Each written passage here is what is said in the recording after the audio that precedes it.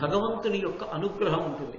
అందుకే నారద మహర్షి అంటున్నాడు, నీ ఉదార చరిత్రకు ధర్మమతికి తృప్తతముడనైతి, నేను చాలా తృప్తి పొందాను. ఇది చాలా గంభీరమైనటువంటి మాట. ధర్మమతికి అన్న మాట ఎందుకు వాడాడంటే, ధర్మాన్ని పట్టుకుని ఉండగా అనేక కష్టాలు వస్తాయి.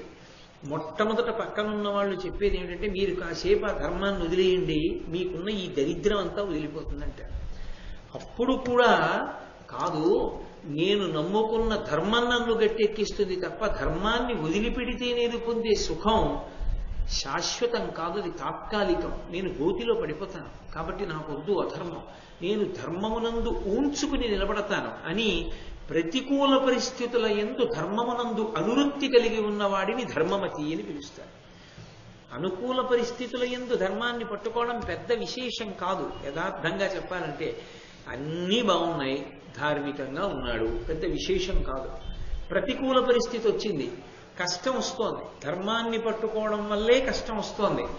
ధర్మాన్ని పట్టుకోవడం వల్లే కష్టం వచ్చినా ఆ ధర్మం నన్ను కాపాడి తీరుతుందని పట్టుకోవడంలో ఎక్కడా కూడా విచలితుడు కాకుండా నిలబడగలగాలి, వాడు ధర్మమతి.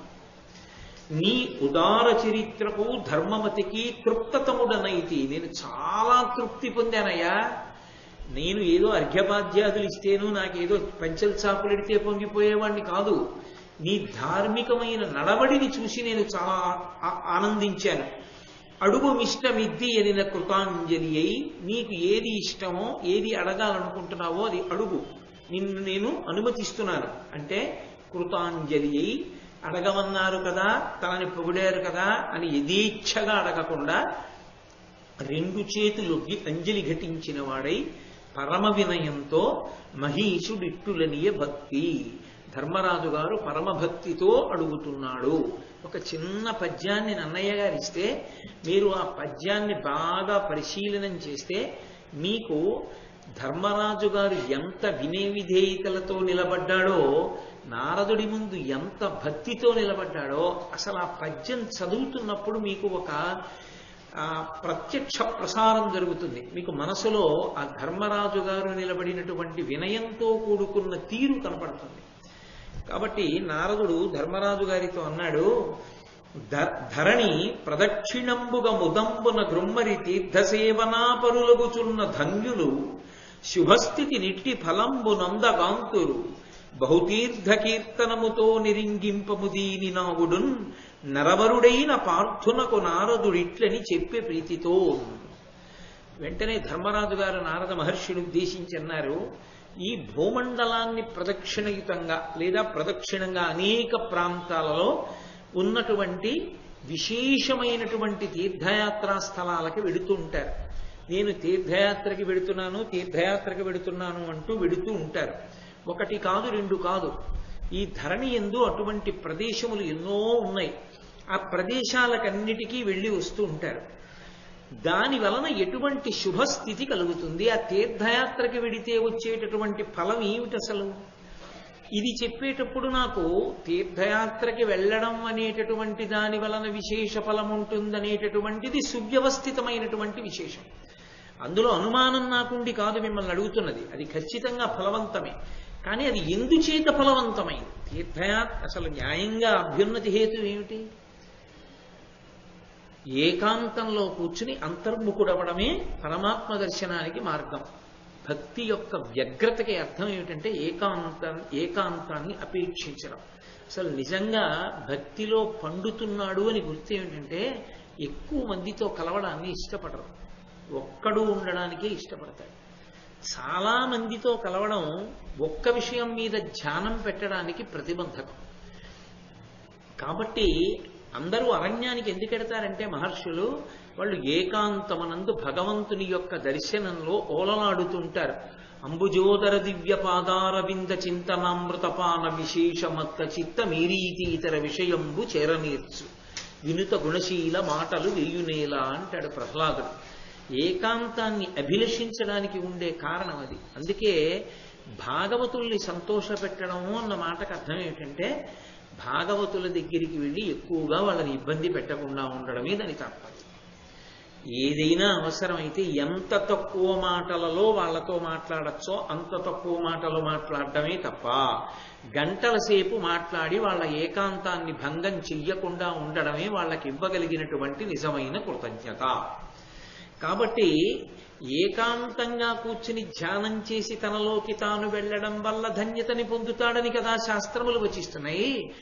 అలా కాకుండా తన భార్యతో, బిడ్డలతో, స్నేహితులతో ఏదో తీర్థయాత్ర అని అనేకమైనటువంటి ప్రదేశాలకు వెళ్ళినా కూడా చాలా పుణ్యమని చెప్తున్నారు కదా. అది అలా ఎందుచేత సంభవం అయింది? తీర్థయాత్రకు అంత విశేషం ఎక్కడి నుంచి వచ్చింది? దీనికి పూర్తి వ్యతిరేకం అది.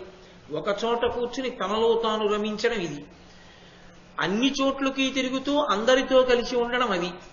దీనికి వ్యతిరేకం అదైనా దీనికి ఎంత ఫలితం ఉందని చెప్తారో దానికి అంత ఫలితం ఉందని చెప్తారు.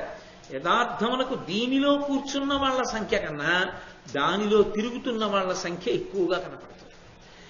అందుకే క్షేత్రాలకి ఎక్కువ మంది భక్తులు వస్తున్నారని బెంగపెట్టుకోకూడదు.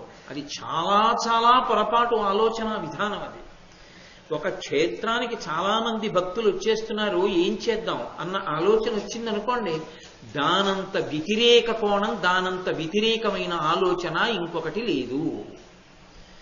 ఒక క్షేత్రానికి ఎక్కువ మంది భక్తులు రావలసిందే. అలా భక్తులు వస్తేనే వాళ్ళకి దేశకాలములకు అనుగుణమైన రీతిలో వాళ్ళు క్షేత్ర దర్శనానికి వచ్చి తరించడానికి కారణమవుతోంది. భగవద్ అనుగ్రహం ఉంది. అప్పుడు వాళ్ళని ఎన్ని చోట్లకి ఎలా సర్ది ధరింప చెయ్యాలన్నది ఆలోచన చెయ్యాలి తప్ప వాళ్ళని రాకుండా మనం ఎలా చెయ్యాలన్న ఆలోచన రానేయకూడదు ఎవరికి. కాబట్టి ఎందుచేత తీర్థయాత్ర అంత గొప్పదైంది? నాకు ఆ కారణం చెప్పవలసింది అని అడిగాడు ధర్మరాజు. నిజానికి మనందరి గురించి ఆ ప్రశ్న వేశాడా అనిపిస్తుంది. అంటే నారద మహర్షి అన్నారు, మీ తాత మహానుభావుడు భీష్మాచార్యుల వారు ఒకానొకప్పుడు గంగాద్వారంలో కూర్చుని నిరంతర వేదాధ్యయనం చేశాడు. ఆ వేదాధ్యయనానికి ఇంకా ఎడతెరిపి లేదు. ఏదో కొన్నాళ్ళు ఆపడం కానీ, ఏదో కొంతసేపు ఆపడం కానీ లేదు. ఇక నిరంతర వేదాధ్యయనం, ఎప్పుడూ వేదాన్ని అభ్యాసం చేస్తుండడమే, నేర్చుకుంటూ ఉండడమే. అలా నేర్చుకున్నాడు కొంతకాలం. ఇప్పటికీ ఉంది ఆ సంప్రదాయం. కేరళలో కావులు అంటారు. కావులని కొన్ని ప్రదేశాలు, నేను అవి చూడాలి జీవితంలో, అసలు ఆ వైభవం ఏమిటో చూడాలని ప్రత్యేకంగా కారు చేయించుకుని వెళ్ళాను కూడా ఒకప్పుడు ఆ ప్రాంతాలకి.